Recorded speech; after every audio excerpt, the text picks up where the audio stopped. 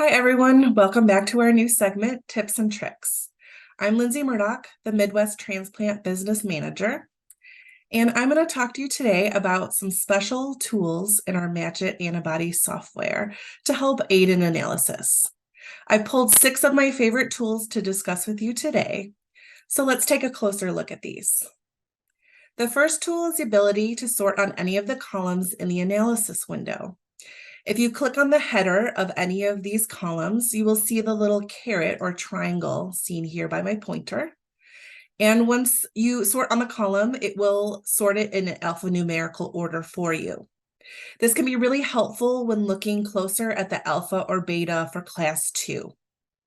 In this example, we have sorted on the DQ beta column here, and we're going to be able to better look at the reactivity. We see for the first 5 beads of the DQ2 here that 3 out of the 5 are positive. So because only 3 of the 5 are positive, the software will not bold and call the DQ2 positive. But when we look at the reactivity closer, we see that the DQ alphas are bolded and called. So this better explains the reactivity.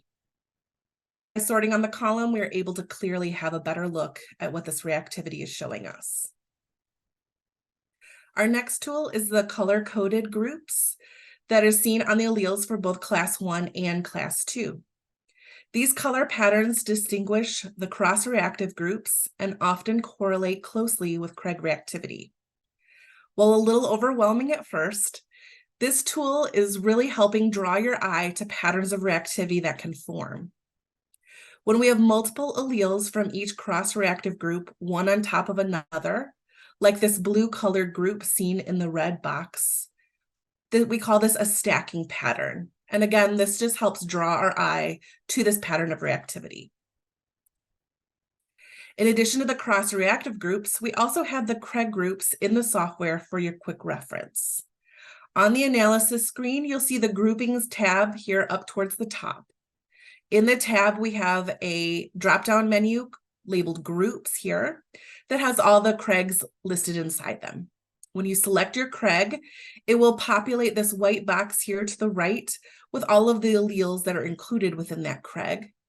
And in your analysis window here, you can see it also highlights and bolds those same alleles. This is a great tool for new techs that are just learning their Craigs or for a quick reference while you're doing analysis. Another tool we have included in all versions of the analysis software is the single antigen graph view. It can be found in the bottom tab here, seen in the red box. This default view will show you the raw value versus the alleles, but you can change these if you right-click on it, and then you can select a new value to be displayed. The graph has the MFI color coding that is similar to what you see on the analysis page. And it has this red line that is the 750 MFI threshold that the software uses for assignments. This view allows you to look at the graph architecture and allows you to see sizable drops in MFI reactivity. Additionally, our newest version of the Match It Antibody Analysis software, version 1.5 or higher, gives you the option for an LSA detailed graph.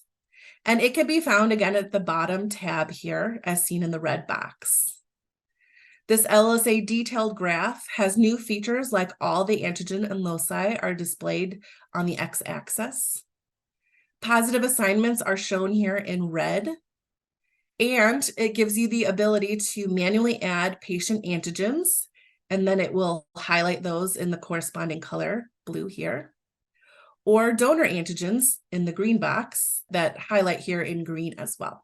When you're manually entering these, you can also put in either single alleles or the entire serological group. And it's basically like a virtual cross-match that you can do within this graph.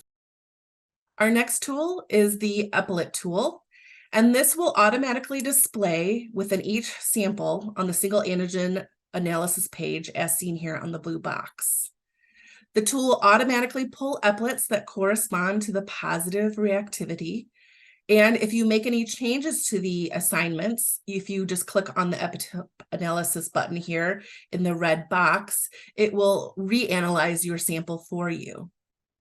These eplets come from the HLA Eplet Registry website and can be used to look for patterns of reactivity. Please note that the current Match-It antibody software uses labels of epitopes, but this will be updated to eplets in future software versions. Our final tool to discuss today is the overlay feature that takes the Immucore single antigen results and puts them on top of the Immucore phenotype panel. Positive single antigen results will be highlighted and bolded on the phenotype panel once you put them in the overlay. This is extremely helpful when confirming reactivity or for highly sensitized patients. To learn more about the overlay tool, please consult the Match-It Antibody Software User Guide or contact a WRFIN representative. This concludes the tips and tricks for special tools within the Match-It Antibody software. I hope that this quick look of analysis tools was helpful, and please join us for our next segment coming soon.